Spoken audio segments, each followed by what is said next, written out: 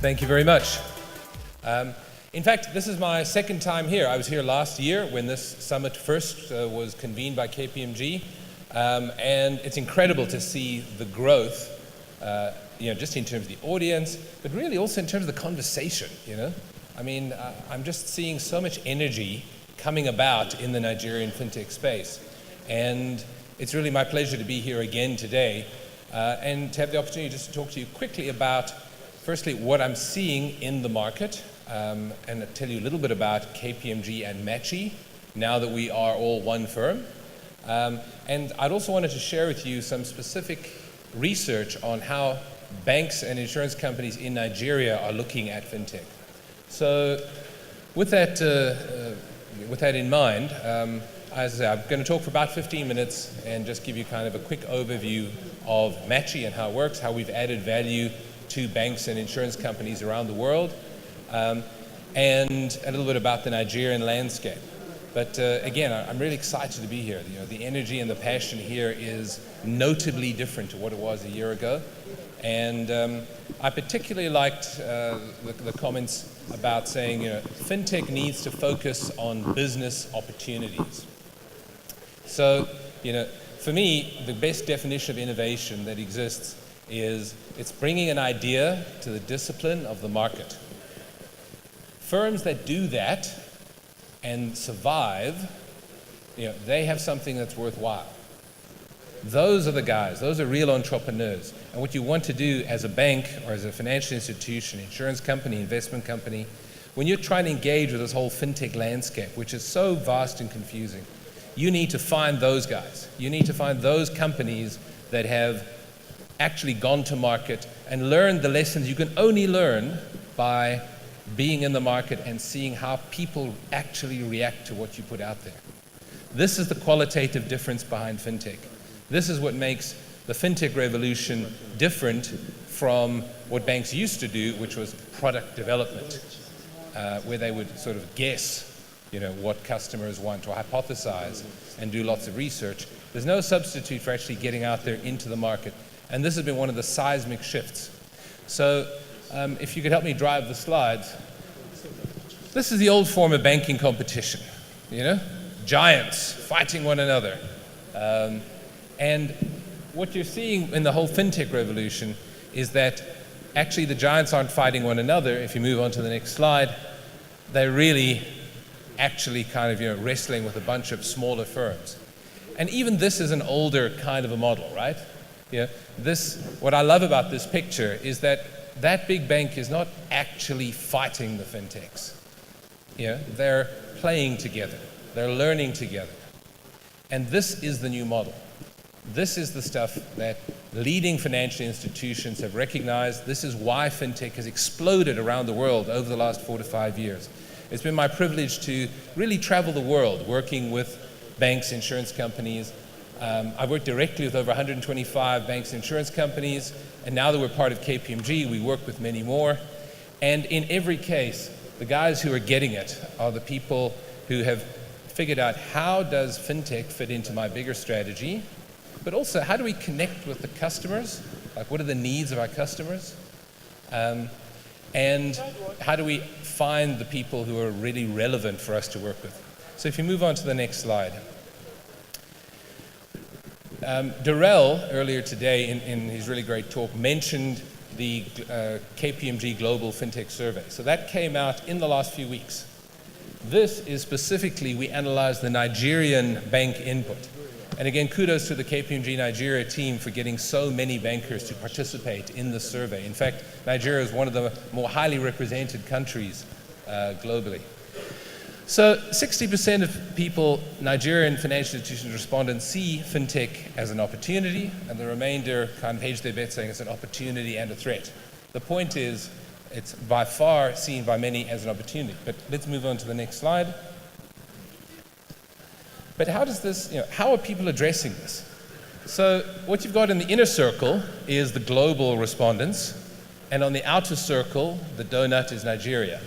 So 42% of Nigerian financial institutions say they have a fintech strategy in place, which compares quite favorably to the global outlook. But I mean, the one reading is you're saying 16%, nearly 1 in 5 financial institutions in Nigeria say they've got no strategy in place. And the way I read this is where people say, oh, my strategy is still in development. They're really hedging their bets. In a survey, you're saying, well, do we have a strategy or don't we? And if you say you have a strategy in development, you don't yet have a strategy. So what this means is, just under 60% of Nigerian firms don't really have this fintech thing worked out. And I think that, as we've seen today, there's so much opportunity, and globally this is moving so fast that it's really important for Nigerian banks and insurance companies to get going on this. But at the same time, take heart, you're not that far off the rest of the world. So big financial institutions are all grappling with this, and there are various ways that they can engage productively. If you move on to the next slide. So, that's been a massive jump. Nigerian financial institutions want to partner with fintech firms. The question is how? How do you do that in a productive way? Because as many people here have highlighted,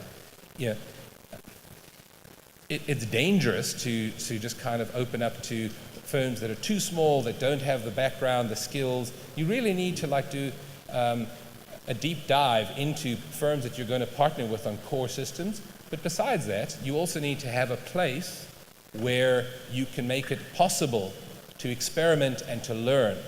The great thing about fintech firms is that they're started by people who have identified a problem and are passionate about solving it. And those guys who've built the solution and then gone into the market and either and survived and learned, those are the people that you should be partnering with.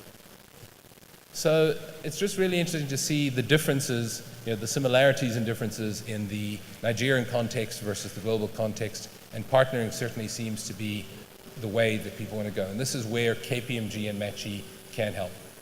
We'll move into the next slide. So 90% of Nigerian respondents said that fintech startups is going to be their source of innovation, and for obvious reasons. So if this is the case, people say this is where we're going to find innovation. This is where we are going to focus our efforts. We're going to partner. How do you find those people? And really that's where KPMG and Matchi comes in. So if you move on to the next slide. Over the last 4 years, we built up a curated platform of global fintech solutions, numbering around 3,500 now. We have some firms from Nigeria on the platform, but we have thousands of firms from all around the world, not just from the normal markets of Silicon Valley, London, and Israel, but also from other lesser known markets with great solutions, Eastern Europe, Australia, increasingly a huge fintech hub. Everywhere around the world, people are starting fintech companies, and we find the ones that work. And our whole premise and our proposition is that we say there's a tremendous amount of value for a financial institution in finding the best-in-class solutions that solve a particular problem that's relevant. This is something else that I think is really important. Around the world, financial institutions start the process by kind of engaging with fintech. They will run around speaking to all the local fintech firms. They'll go to a lot of conferences. They will start things like hackathons, which have a great place in terms of stimulating the internal market. But all of them find that after 2 to 3 years of that activity, which has tremendous publicity benefit, which has great benefit in terms of helping to build the local system, if they go back and say, well, have we launched new products into the market that have moved the dial as a result of these efforts, the answer is typically no. And that's why it's important to rather say, identify what are the problems you want to solve, and then go find the right fintech firms from around the world that solve it. So if we move on to the next slide. So what we do is help to find the right fintech solutions. And one of the ways we do it is we have an approach called running a global innovation challenge. And a global innovation challenge is focused on my experience. I headed up innovation at a big bank for about 10 years, launched new products to market. And one of the real challenges with working with outside fintech firms, number one, find the right guys. Two, overcome the internal organizational inertia, the antibodies, the things that make it hard to collaborate. And so we have built our experience in helping banks and insurance companies of an 8 to 10 week period to go through a structured process where we find the right fintech companies that solve relevant problems and help to build internal support. Those are the three key elements that if you're a financial institution sitting here today and you want to engage with fintech and find something that is meaningful, this is what you need to do. So if you move on to the next, this slide really kind of summarizes, why do people want to work with fintech firms? And I've made some of these points already, but fintech firms, the good ones, solve a real pain point. They understand either an external pain point, so people talk about, like in customers making a payment. This was a pain point a few years ago, and while it still exists in other parts of the market, what we've heard today is that that problem has been addressed by a number of innovative firms. There are other pain points. There are other pain points in getting credit. There are pain points in making decisions around credit. There are pain points around making investments. That great video that Wallace showed earlier with that idea of the robo-advisor. These are real pain points that exist. And there are fintech companies around the world that are addressing these pain points and have come up with amazing creative solutions that make it possible for people to own fractions of shares, that make it completely seamless for people to make investments, that make it possible for people to do lending in a much more accelerated way. And those are the solutions that people need to find, and those people are interested in exporting their solutions and bringing them to markets. So really it's about finding the fintech that solves the problems and using that in your own product development. And then down the line, people can look for finding fintech startups really to make investments and also just to be aware of the landscape. Something else that's always notable, like we've run 20 of these innovation challenges in the last sort of just under 2 years.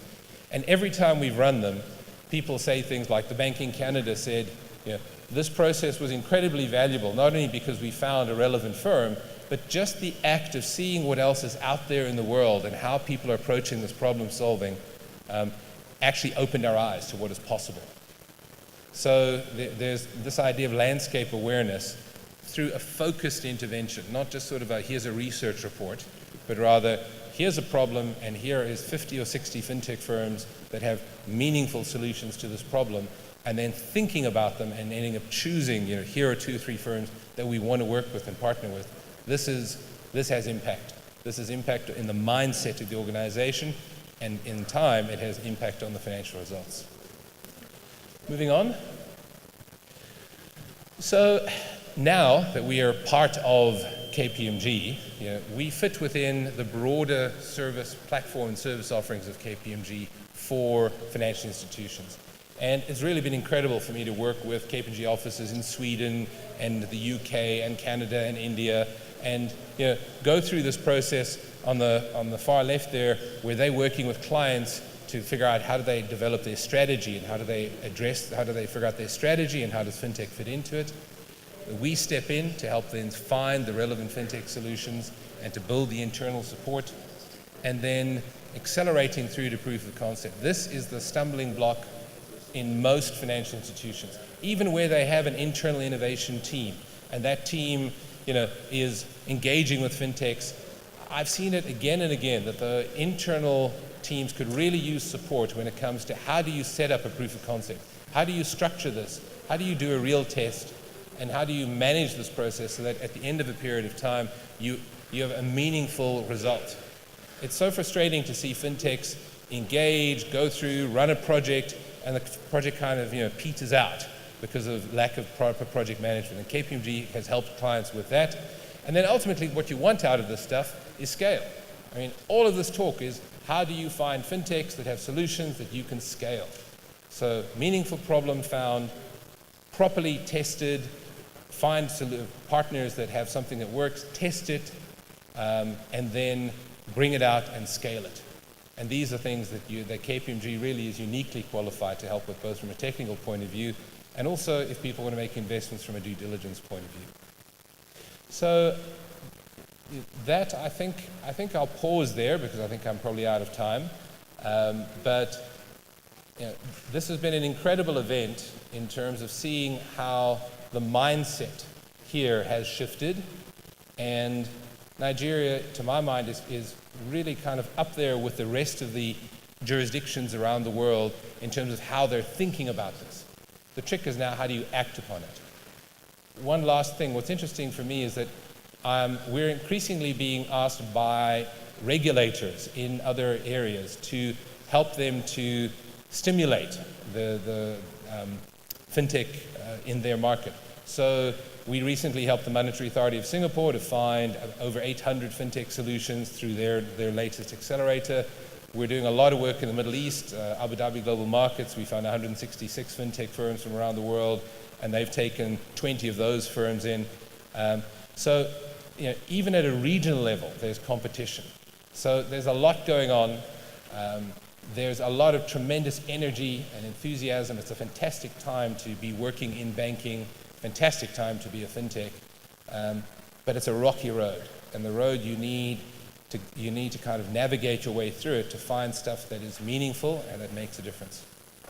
So yeah, with that, thank you very much.